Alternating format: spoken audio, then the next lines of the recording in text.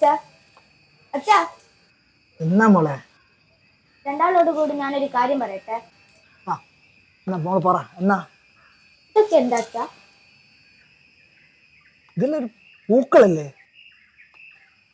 ഓ, ഇതെല്ലാം ഓണപ്പൂക്കൾ. അല്ല, ഇത് വെറും പൂക്കള് മാത്രമേ. ഇപ്പോ അച്ഛനോ അമ്മയോ ഞാനോ ഒരുമിച്ചിരുന്ന് കൂടുമ്പോ അല്ലേ ശരിക്കും ഓണാവുക അല്ലേ അമ്മ?